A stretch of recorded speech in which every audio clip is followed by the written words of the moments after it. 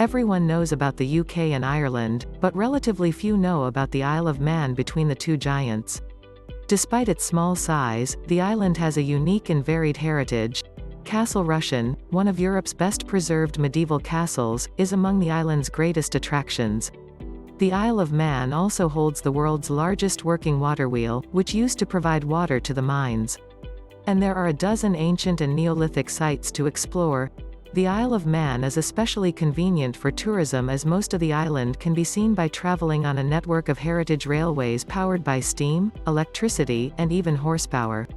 The capital city of Douglas can be explored with horse trams, which have been around since 1876 when tourism began booming in Victorian times. But there are many other things besides heritage that make the Isle of Man an interesting place. Here are only a few examples. 10. Geography. Positioned in the middle of the Irish Sea, the Isle of Man is roughly equidistant between Ireland, England, Scotland, and Wales. The island measures roughly 53 kilometers, 33 miles, long and 21 kilometers, 13 miles wide. There is only one mountain on the island, Snaefell, which stands at 621 meters, 2,037 feet tall. Ireland, England, Scotland, and Wales can be seen from the mountain summit. Hills stretch obliquely across the island, and well-defined valleys lie between. Long sandy beaches surround the island's flat northern plain, in contrast to the rocky cliffs that take up the rest of the coastline. More than two-thirds of the landmass is cultivated. According to the 2016 Isle of Man census report, 83,314 people inhabit the island. This represents a 1.4% decrease from the 84,497 residents recorded in the previous census. The average resident is 42.5 years old, and almost a third of the residents live in the capital town of Douglas. 1. 9 Crown Dependency Photo Credit, Royal.uk. Despite its location, the Isle of Man has never been a part of the UK. Instead, it is one of the 3 island territories within the British Isles that are known as Crown dependencies. Bailiwick of Guernsey and Bailiwick of Jersey are the other 2. The Crown dependencies are self-governing possessions of the British Crown, aka the Queen, not the United Kingdom. Instead, the Lord of Man was the titular ruler of the island until 1765 when the Crown purchased the feudal rights, and the title was transferred to George I. Today, the Queen still has the title of Lord of Man. Even though she is a woman, she is still known as Lord, not Lady. When making the loyal toast on the Isle of Man, they toast the Lord of Man, not the Queen or King. They do use the British pound, and the UK does have the responsibility of the island's defence. That said, it's not a member of the European Union, and because it's not technically part of the UK, it's often used as a tax haven for the British. 2. The symbol on the Isle of Man flag is the triskelion. While it looks like someone with a bunch of spare doll parts mashed together, the triskelion is actually an ancient Celtic symbol that, like many Celtic symbols, relies on rotational symmetry and a triple spiral. On Man, the triskelion is known as the 3 legs of Man or Tree Cassin Vannin in Manx. Despite how it looks, it has nothing to do with a swastika. 8 Oldest Parliament Tynwald. The Isle of Man Parliament consists of 2 branches, the House of Keys, which has 24 elected members, and the Legislative Council, which the House of Keys mostly chooses. Meanwhile, the UK government is responsible for the defence and international relations of the island. Tynwald is also the oldest continuous parliament in the world, with the legislative system introduced around AD 800 when the Isle was a part of the Norwegian Kingdom of the Isles. It's worth noting that several countries lay claim to this title, but the Manx Parliament has been standing without a break ever since 979. The Parliament in Iceland has been around since 930, but it was suspended from 1800 to 1845. San Marino claims to have been a republic since 301, but the same legislative body hasn't been ruling it that entire time. Here are some notable items legislated by the Parliament. The taxation system in the Isle of Man is completely separate from that of its neighbours. There is no capital gains tax, stamp duty, or inheritance tax. The standard rate is only 10% for personal income tax, and the higher rate is 20%. Additionally, there is a tax cap of £175,000 per person on the total payable income. The Isle of Man even has its own currency, the Isle of Man pound, imp. However, it has the same value as the British pound sterling, which is also widely accepted. Low taxes and various tax reliefs have encouraged many wealthy individuals and families to settle on the island. But for companies, the most appealing part of the taxation system is the standard zero corporate tax rate. However, a higher rate of 10% applies to bank activity and retail businesses with annual taxable profits of £500,000 or more. Due to the 0% corporate tax rate introduced in 2006, the Isle of Man is now known as an excellent center for company administration and services. 3. 7 Manx language. Manx, aka Manx Gaelic, an ancient language closely related to Irish and Scottish Gaelic, still bears traces of Old Norse due to the number of times that Vikings set foot on the island. Although the language was brought to the Isle of Man by settlers around the 5th century AD, it really emerged as a distinct language in the 13th–14th centuries after the collapse of the Norse Kingdom of Man and the Isles. Until 1765, almost the entire island's population spoke Manx. That changed with the Isle of Man Purchase Act 1765, aka the Act of Revestment, by which the Duke of Atholl sold the island to the British Crown. Immigration from northwest England also sped up the decline of Manx during the 18th and 19th centuries. Starting in the 1830s, large numbers of English-speaking tourists further contributed to the shrinking number of Manx speakers. Due to the language's decline, Yn Shashat Gulka, the Manx Language Society, was founded in 1899. By the 1960s, only 2 native speakers of Manx remained. UNESCO officially declared the Manx language extinct in 2009, a while after the last native Manx speaker Ned Madrell died in 1974. However, the island's residents are now using music, schooling, and Twitter to help revive their ancestors' mother tongue. David Harrison, a lecturer who has studied endangered languages for the past 20 years or so, believes that this is a wonderful comeback story. It impressed me so much because it was a language that defied the odds against survival, he said. As with many endangered languages, the Manx people have been made to think their language is worthless, said Harrison. These negative attitudes get internalized by communities, which causes them to let go of their language. They had to reverse this mentality. 4. A key part of the language's revival has been Bunscoil Gelga, a primary school that teaches almost entirely in the Manx language. In response to UNESCO listing the language as effectively dead, several children from Bunscoil Gelga wrote letters asking the organization, "If our language is extinct, then what language are we writing in?" The classification has since been changed to critically endangered. While it does not illustrate actual fluency, more than 1,800 people claim to speak, read, and write Manx today. 6 Manx cats. Manx cat. The Manx cat breed is well known for its tail, or the lack of it. Manx kittens can be born with full-length tails, stubby tails, or no tails at all. And all the lengths can appear in a single litter. Manx cats with normal length tails are referred to as longy, short tails are known as stumpy, and completely tailless felines are called rumpy. As the Isle of Man did not have an indigenous feline species from which the Manx could develop, it is surmised that settlers and explorers introduced cats. It is uncertain how or when the first cats arrived on the island. One story says that cats were aboard a ship of the Spanish Armada that wrecked on the Isle of Man in 1588. Another tale claims that Phoenician traders transported the cats from Japan.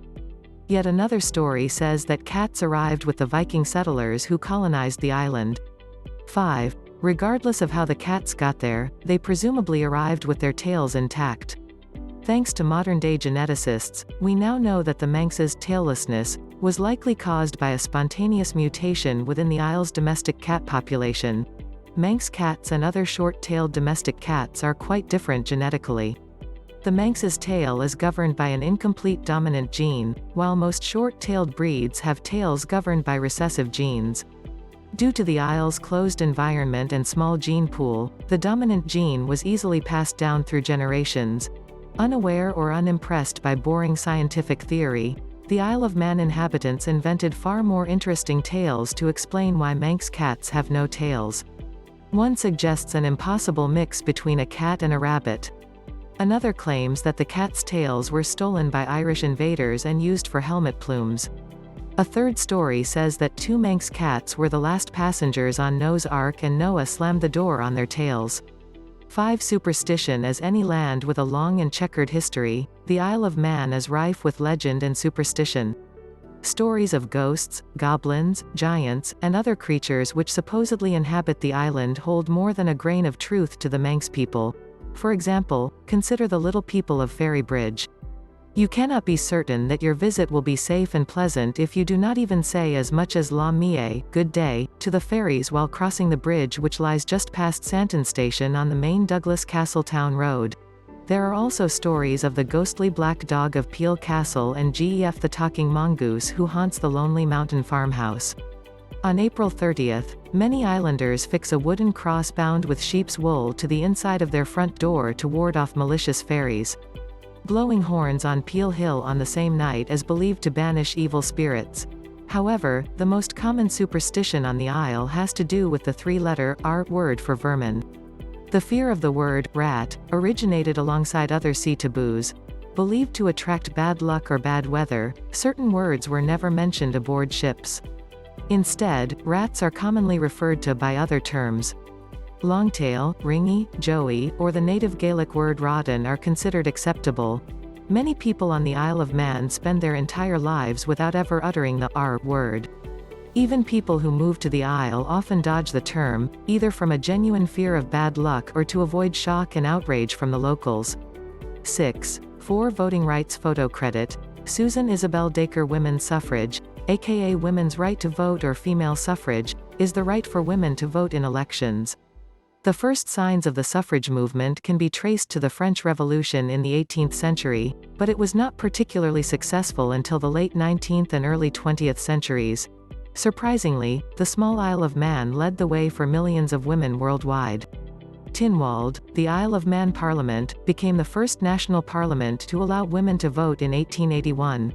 Some rules remained. All males, spinsters, and women over age 21 had to be fairly wealthy, own or occupy their own property to the value of £4 or more, to cast their votes. Despite these conditions, it was a major step toward gender equality which was followed by New Zealand in 1893 and Finland in 1906. Lydia Becker, leader of the suffragette movement in Manchester, was largely responsible for this controversial change. She visited the island and addressed 5 public meetings in 1880, awakening a desire for change among her female audiences. Tynwald was also one of the first parliaments to allow 16-year-olds to vote in 2006. 7. 3. Northern Lights and stargazing. Photo credit. BBC. The aurora borealis, better known as the Northern Lights, occurs when incoming solar radiation hits the Earth's upper atmosphere and excites atoms to a new energy state, emitting energy in the form of light.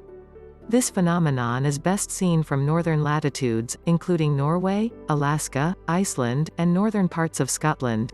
But thanks to relatively low air and light pollution, the Isle of Man is a great place to observe the northern lights and stargaze in general. Some photographers and tourists even travel to the island solely to enjoy the night sky. There are 26 official dark sky sites dotted around the island, and many astronomical sights can be seen with the naked eye.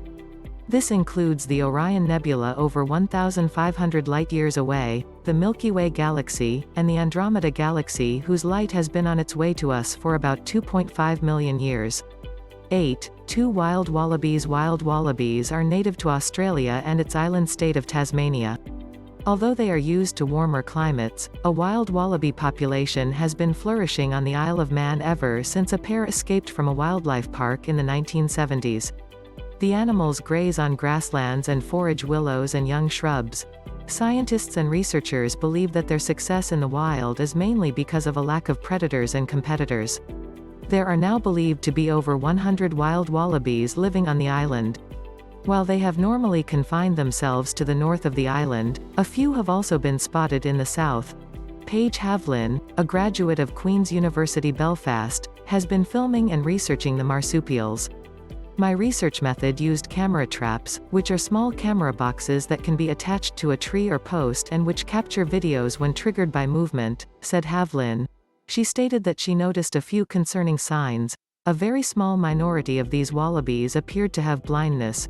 When individuals did appear to be blind, presenting as a cataract-like milky layer on one or both of their eyes, the problem was usually accompanied by other ailments such as an inner ear infection, characterized by a tilted head. Given that it is likely there have been more escapes over the years than have been reported, it is likely the gene pool is much larger than just the genes from the often quoted pair of escapees, and there have been no obvious signs of the effects of inbreeding. A genetic study of the population, though, would be required to fully dispel this myth. 9. One motorcycle racing capital. As motorcycle racing fans may already know, the annual Isle of Man Tourist Trophy (TT) competition has been held on the island since 1907.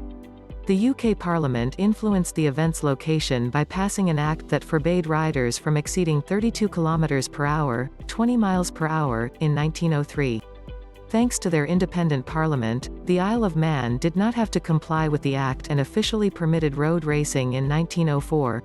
Today, racers compete every June for 2 weeks on closed public 2-lane country roads at speeds exceeding 322 km per hour, 200 miles per hour, making it the most dangerous motorcycle race in the world. This often lethal event is held on the world's oldest active motorcycle racing course.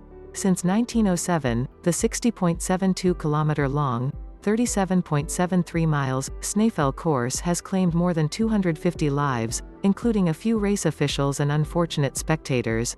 Unlike closed course tracks, the roads used in the event were not built for the purpose of racing. Comprised of various surface types, the roads are rough and uneven. Stone walls, lampposts, curbs, trees, and buildings line the entire TT course. The track is also full of hills, turns, and corners. The preparation necessary to take part in the TT is staggering. Not only does it take years to memorize the course, but competitors have to participate in several other races just to be eligible for the TT. One of the 2 weeks consists of qualifying and practice, while the second week is made up of actual racing. The residents have learned to appreciate and rely on the event to support and sustain their small, primarily tourist-based economy. Over 40,000 race fans are welcome to the island each year, and many stores, restaurants, and hotels open exclusively for the TT.